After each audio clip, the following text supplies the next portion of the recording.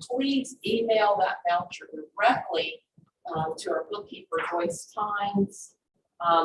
Also, you know, on the agenda, we're doing our photos at noon today, 11:30, somewhere around there. We're going to try to do the group photo first, and then kind of eat lunch and pull one person down at a time to do your gorgeous headshots.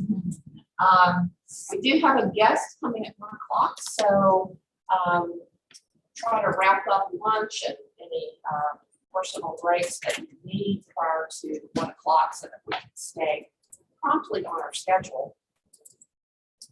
And let's see, yeah, I think we're good. We've done the microphone test, everybody heard. This meeting will also be on Zoom, YouTube. So welcome to any people of the public or the state who are joining us via YouTube.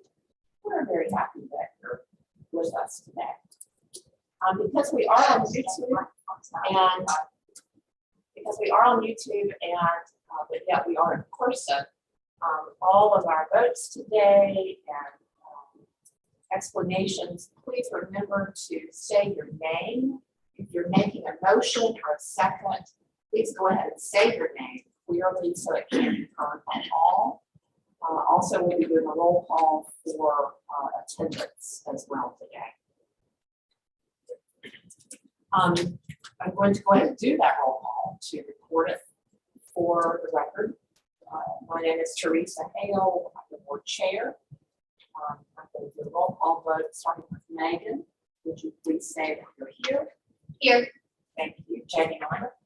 Here. Dr. Paul Garcia. Present. David Edwards. Present. Rosa Gonzalez. Here. Leslie Kessler. Here. And also joining us on the call today is our Executive Director, Kathy Arney, our Deputy Director, Deborah Reagan, our Board Attorney, David Gadd, our Administrative Assistant, Madam Paula Brooks, and Technical Coordinator, David Knoll.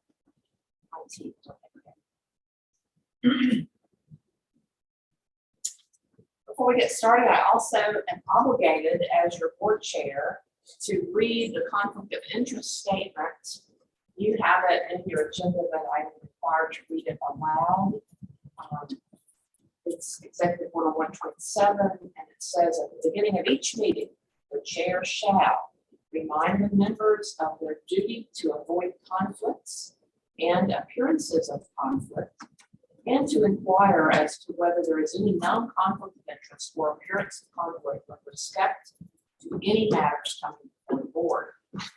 Individual members must make a diligent effort before taking any action, including participating in discussion, to determine whether a conflict or appearance of conflict exists. Individual members have an affirmative duty to inquire of their business associates, families, and close friends of any issues that may come before the board. If a member has a question regarding his or her particular situation, that member should ask direction from the chair, or in the event of the chair's unavailability, the vice chair. Does any member want to disclose any conflict you may have at this time? Seeing none, we will proceed. You have in front of you in the agenda a copy of, public notice of these meetings, of this meeting has been posted in all the appropriate sites by our executive director. And now we will look at adopting prior minutes. You have in front of you draft minutes from our last board meeting on March 9th. In addition, our secondary call meeting on April 28th. I will entertain a motion to accept minutes as they. That's a yes or second. David Edwards made a motion to accept. Kessler to second. Any discussion, any editorial changes recommended? Hearing none, we will do a roll call vote to accept those minutes, beginning with Megan. Yes. Jenny? Yes. Dr. Garcia? Yes. David? Yes. Teresa, yes. Reza? Yes. Leslie? Yes. And Stephanie Bernard is absent. Motion carries to accept the March 9th board meeting minutes as written. Also, with entertained motion second for accepting the minutes for our special call meeting on April 28th. Yes, sir. Edwards moved. We accept the minutes. Kessler seconded. Any discussion or questions or editorial changes? Hearing none, we'll do a roll call vote to approve these minutes. Megan? Yes. Jamie? Yes. Garcia? Yes. Billy Edwards? Yes. Teresa Hale? Yes. Rosa Gonzalez? Yes. And Leslie Kessler? Yes. And Stephanie Bernard is also. Moving on to applications, there are no particular applications for review. Debbie, you want to remind us about the alternate approval pathway? So that's why we're not seeing any problem applications. We don't have any foreign educated applicants that were not equivalent.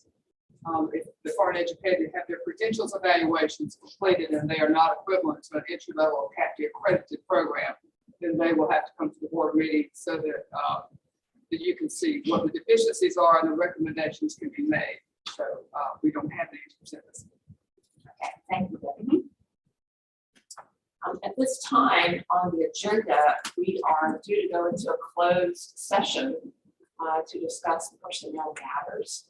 At this time, I will entertain a motion to do so. Edwards, so moved. Second. Motion's been made and seconded by David Edwards and Dr. Garcia to go into closed session. Any discussion?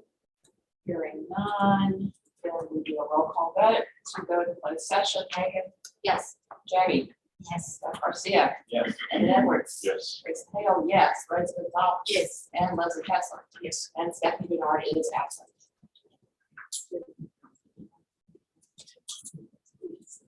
So David Edwards will be taking minutes during our closed session. At this time, all board staff will exit the discussion.